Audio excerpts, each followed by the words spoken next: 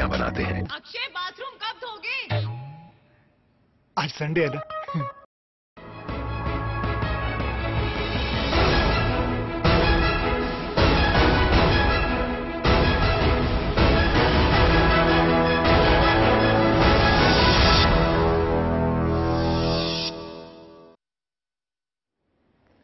तो बुलेटिन की शुरुआत करते हैं इस वक्त की बड़ी खबर से। राज्यसभा में हंगामा हुआ है। रेणुका पर अपशब्द का आरोप उन्होंने लगाया है। आपको बता दें कि हम बात कर रहे हैं राज्यसभा की, जहां पर आज हंगामा हुआ।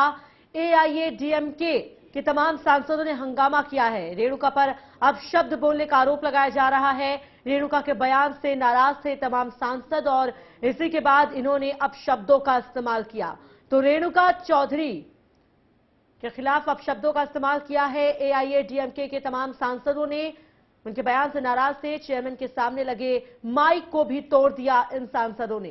तो एक बार फिर से आपको हम बता दें, हम बात करें राज्यसभा की, और राज्यसभा में आज रेणुका चौधरी ने जब बयान दिया उसी को लेकर आपत्ति जाहिर की गई एआईएडीएमके के तमाम सांसदों की तरफ से, और अपनी खींच निकालने के लिए, अपना गुस्सा जाहिर करने के लिए इन्होंने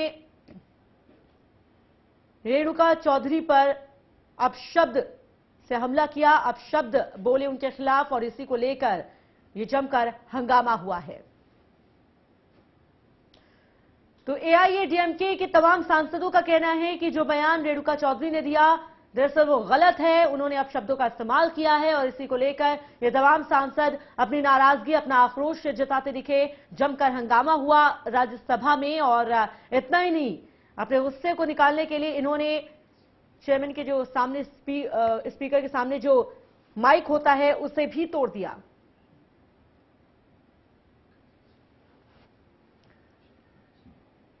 और फिलहाल इसी मुद्दे पर चर्चा करने के लिए सीरिया हमारे साथ फोन लाइन पर जुड़ गए चैनल वन न्यूज की पॉलिटिकल एडिटर अग्निमा दुबे जी। अग्निमा जी, जिस तरीके से जानकारी मिल रही है कि राज्यसभा में हंगामा हुआ है, लेकिन कहा जा रहा है कि एआईएडीएमके के तमाम सांसदों ने रेणुका चौधरी के बयान को लेकर हंगामा किया। आखिर क्या कहा रेणुका चौधरी ने?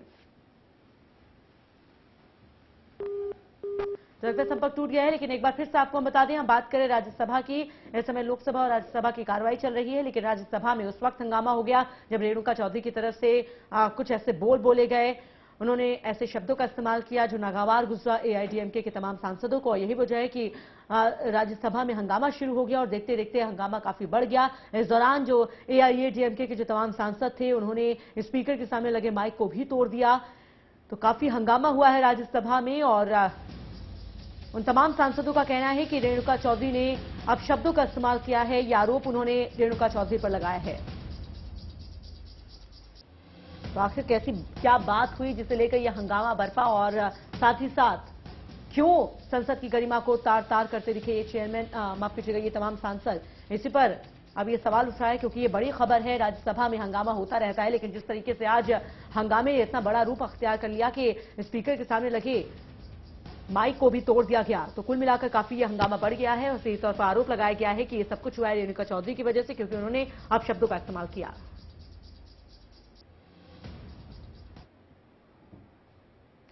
और चलिए आगे बढ़ते हैं। संजय दत्त की सजा माफ करने के लिए तमाम नेता अपील कर रहे हैं।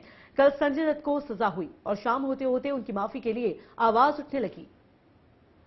तमाम राजनीतिक पार्टियों की ओर से यह मांग की जा रही है कि संजय दत्त की सजा पर विचार किया जाना चाहिए। कांग्रेस नेता राजीव शुक्ला ने कहा कि संजय दत्त की सजा पर विचार होना चाहिए। हालांकि उन्होंने यह भी कहा कि इस मामले में न्यायपालिका ही फैसला कर सकती है।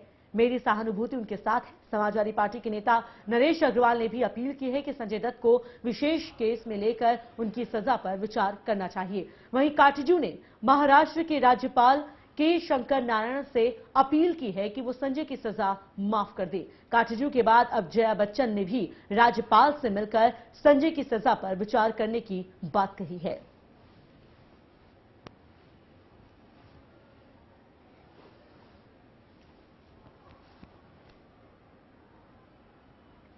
तो संजय के समर्थन में अब काटजू उतर आए हैं। इतना ही नहीं, जो तमाम पार्टियां हैं, चाहे बात हम कांग्रेस की करें या फिर समाजवादी पार्टी की, अब उनके भी जो सांसद हैं, उनके भी नेता हैं, वो समर्थन में उतर आए हैं। हालांकि ये कहा गया है जिस तरीके से राजीव अग्रवाल की तरफ से कि उन्हें सहानुभूति है संजय दत्त के प्रति, लेकिन कहीं ना कहीं न्यायपालिका सर्वोपरि है, सबसे ऊपर है और यहां सिर्फ मांग की जा सकती है, आखिरी फैसला कोर्ट को ही लेना होगा।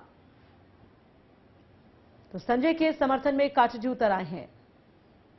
अनुच्छेद 161 के तहत अपील की बात की जा रही है। संजय दत्त को आर्म्स एक्ट के तहत मिली है 5 साल की सजा। कल कोर्ट ने इस सजा का ऐलान किया था। पूर्व जस्टिस मार्कंडेय काटजू ने अपील की है, संजय के समर्थन में पूरी तरह से उतरा है। उन्होंने कहा है कि महाराष्ट्र के राज्यपाल को वो चिट्ठी लिखेंगे और इसी के बाद अभिनेत्री और राज्यसभा सांसद जया बच्चन भी संजय दत्त के पक्ष में उतर आई हैं। उन्होंने कहा है कि वो खुद मुलाकात करने जाएंगी महाराष्ट्र के राज्यपाल से।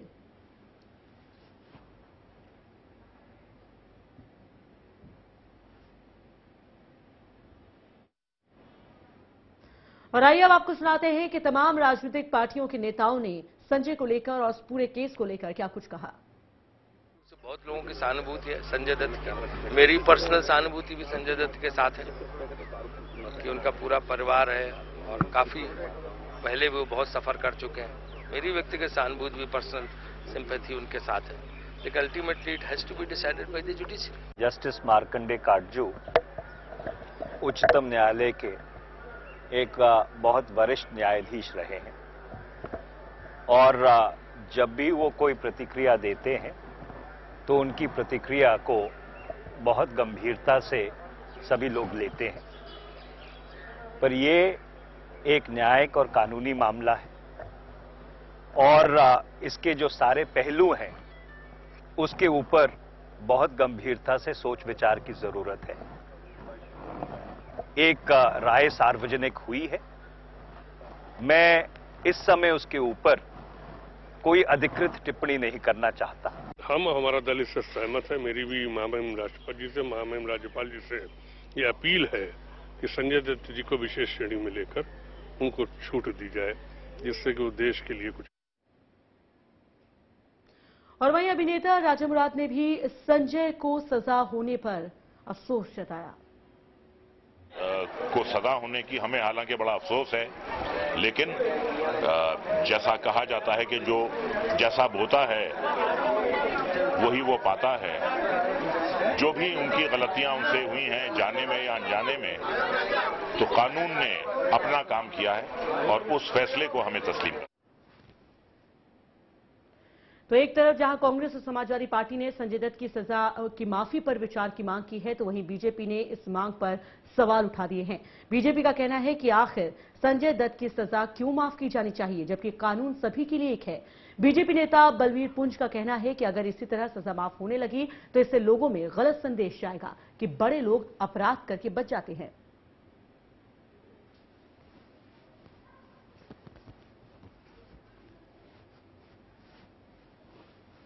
तो जहां एक तरफ कांग्रेस और समाजवादी पार्टी संजय दत्त के पक्ष में खड़े नजर आ रही हैं, वहीं दूसरी तरफ बीजेपी की तरफ से इस मांग पर विरोध जताया गया है। खासतौर पर बलवीर पुंज की बात करें तो उन्होंने बहुत वाजिब सवाल उठाया है कि अगर ऐसे ही संजय दत्त की इस सजा को माफ करने की अपील की जाएगी तो कहीं ना कहीं जनता के बीच ये गलत मैसेज जाएगा और आने वाले वक्त में जो दूसरे लोग हैं, जो आम लोग हैं, वो भी ये मांग उठा सकते हैं, इस ऑप्शन पर विचार कर सकते हैं कि जब संजय दत्त को माफ किया जा सकता है तो फिर हमें क्यों नहीं।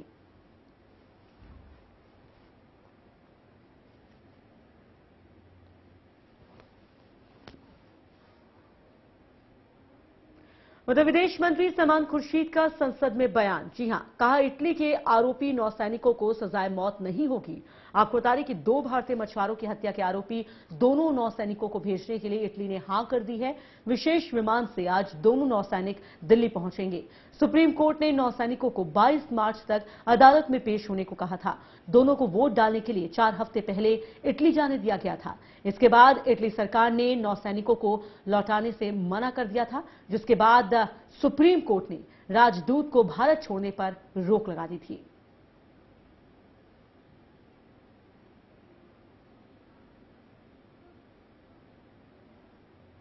जो भी उचित कार्रवाई इसमें संभव थी और उचित थी और जिसकी आवश्यकता थी वो कार्रवाई हम लोग करते रहे और वो सफल हुई है, इसका हमको हर्ष है। और इस की सफलता के कारण जो हमारे संबंध हैं एक मित्र देश से, वो संबंध जो है वो यथाकथित वो सुरक्षित रहे। देखिए, हमारी सदा से ये कोशिश रही है कि जो उच्चतम न्यायालय है उसके फैसलों का पालन हो, क्योंकि लोकतांत्रिक प्रक्रिया में ये जरूरी है कि जब भी कोई संस्था किसी फैसले को सुनाती है, सभी बाकी संस्थाएं उसका पालन करने की, उसका क्रियान्वित करने की कोशिश करती हैं। और अगर आज उस फैसले का पालन हो रहा है तो ये भारत के लोकतंत्र के लिए एक बहुत ही रचनात्मक स्वरूप है। इससे तो मैं कहूंगा कि देश की राजनीतिक दलों ने जो दबाव बनाया, उसके आगे भारत सरकार जिस तरीके से अड़ी दबी, या उसने एक साहसिक कदम उठाया, जिसे हम लोग अपनी जीत मानते हैं। और भविष्य में विदेश के कोई लोग हिंदुस्तान के किसी नागरिक के खिलाफ आंख नहीं उठा पाएंगे। एक सबक उससे उनको मिला। इसमें कोई बीजेपी का कोई लेना देना नहीं, हर चीज में श्रेय लेने की उनकी तो आदत है। एक्चुअली इसमें भारत सरकार ने जो पूरा सख्त रुख लिया, भारत की सुप्रीम कोर्ट ने जो सख्त रुख लिया, और यूपीए चेयरपर्सन सोनिया गांधी ने जो उस दिन पार्लियामेंट्री पार्टी मीटिंग में बहुत सख्त शब्दों में कहा कि इस मामले में बहुत कड़ा रुख लेना चाहिए और भारतीय कानून का इटली को तो ये भारत की कूटनीतिक जीत है, ये कहना है सभी नेताओं का, सभी पार्टियों का। यहां पर रुकेंगे छोटे से ब्रेक के लिए। ब्रेक के बाद जल्द हाजिर होते हैं।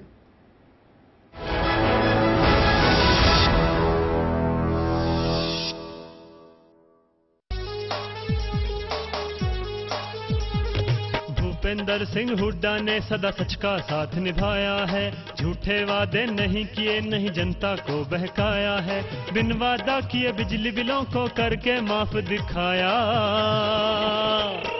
जनता की भलाई में मजबूत कदम उठाया है, जनता की भलाई में मजबूत कदम उठाया है।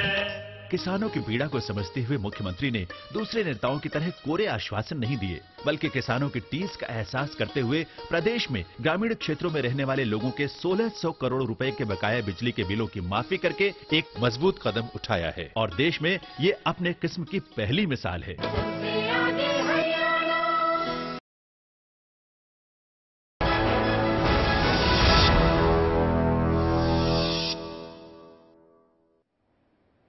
तो ब्रेक के बाद आपका एक बार फिर से स्वागत है। दिल्ली के जामा मस्जिद इलाके के गेस्ट हाउस से AK-47 बरामद हुई है। पुलिस ने एक संदिग्ध की निशानदेही पर गेस्ट हाउस में छापा मारकर हथियार और विस्फोटक बरामद किया है। इस मामले में दो संदिग्धों को हिरासत में भी लिया गया है और उनसे पूछताछ की जा रही है। दिल्ली आतंकियों के निशाने पर रही है। इस घटना को आतंकी साजिश से भी जोड़कर देखा जा रहा है। हिरासत में लिए गए संदिग्ध आतंकी संगठन हिजबुल से जुड़े होने का शक जताया जा रहा है।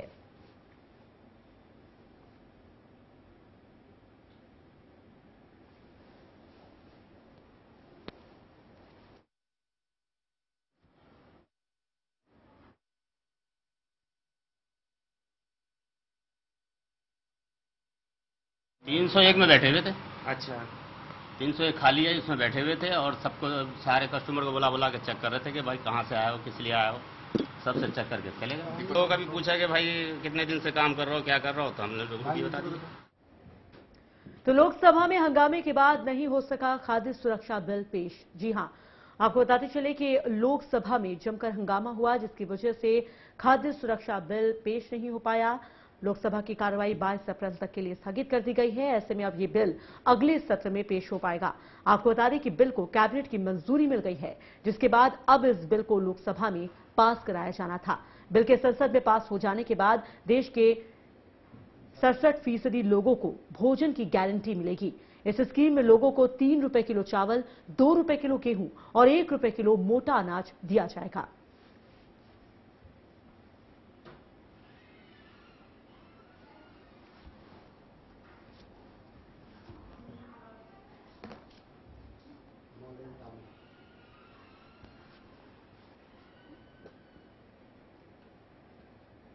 और अब बात करते हैं दिल्ली में बढ़ते अपराध की। दिल्ली के मॉडल टाउन इलाके में कुछ बदमाशों ने एक व्यापारी की गोली मारकर रुपयों से भरा बैग छीनकर वहां से फरार हो गए। 60 साल के व्यवसायी को नजदीक के प्राइवेट नर्सिंग होम में भर्ती कराया गया है, जहां उनकी हालत गंभीर बनी हुई है।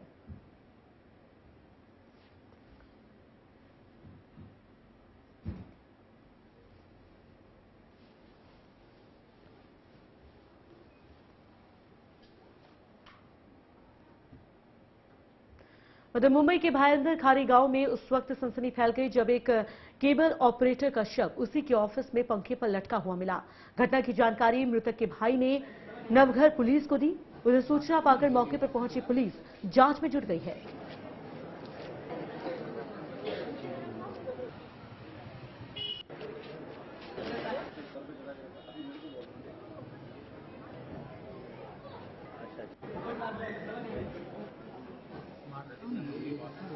इस केबल ऑपरेटर ने आत्महत्या की है या फिर इसकी हत्या की गई है, ये जांच का विषय है, लेकिन कहीं ना कहीं इस घटना से सनसनी फैल गई पूरे इलाके में। उदय जयसिंह पारशेकर 23 साल का लड़का है। उसने पुलिस स्टेशन में आके खबर दी है कि उसके भाई ने, वो भाई जो साई एटीएस केबल में काम करता है, उसने उसके ऑफिस में, मतलब प्रशांत ने उसके ऑफिस में आत्महत्या की है, ऐसा उसने इंफॉर्मेशन खबर दी है। उस खबर के मुताबिक हम लोगों ने सीआरपीसी 174 के तहत मामला दर्ज किया है। उधर मुंबई के रामबाग इलाके में पति ने पत्नी समेत 3 बच्चों की गला रेत कर हत्या करने की कोशिश की। घायलों को निजी अस्पताल में भर्ती करा दिया गया है, जहां पत्नी और एक बच्चे की हालत गंभीर बनी हुई है। फिलहाल पुलिस हत्यारे पति को अपने शिकंजे में लेकर तफ्तीश में जुट गई है।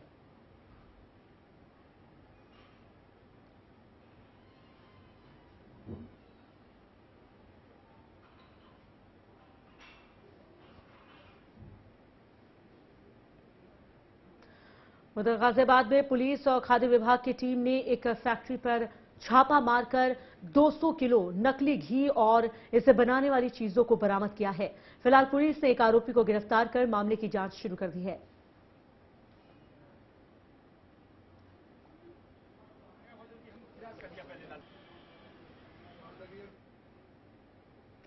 तो देश की राजधानी दिल्ली में एक बार फिर से लड़की से बलात्कार की कोशिश की गई। घटना रात 10 बजे अमन विहार इलाके की है। यहां 2 बदमाशों ने लड़की को कार में खींच लिया। लड़की के चिल्लाने पर म्यूजिक तेज कर दिया गया और रेप की कोशिश की गई। इसी दौरान लड़की ने बहादुरी दिखाते हुए कार से नीचे छलांग लगा दी। हालांकि लड़की का पैर कार के नीचे आ गया और वो बुरी तरह से घायल हो गई।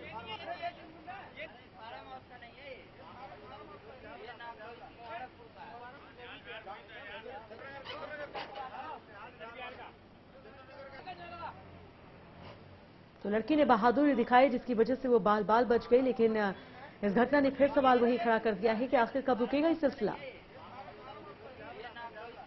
बड़े बड़े दावे किए जाते हैं मुख्यमंत्री की तरफ से, केंद्र सरकार की तरफ से, लेकिन किस तरीके से रात में लड़कियों का निकलना मुश्किल हो गया है, दूभर हो गया है, इन घटनाओं से इसे समझा जा सकता है।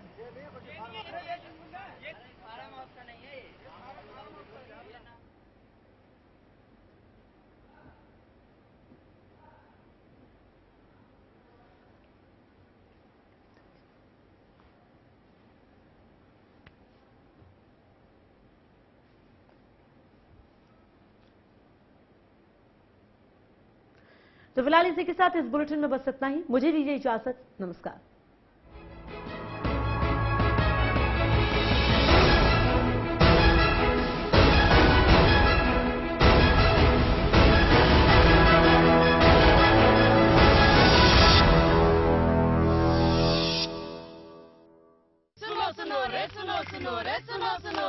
हमने केबल टीवी का सेट टॉप बॉक्स लगवाया और दिल डिजिटल हो गया। Fantastic picture quality. सैकड़ों चैनलों में से अपनी पसंद के चैनल चुने, रेट कार्ड के हिसाब से पेमेंट करें। सोचोगे तो सोचते ही रह जाओगे। 31 मार्च के बाद 15 राज्यों के 38 शहरों में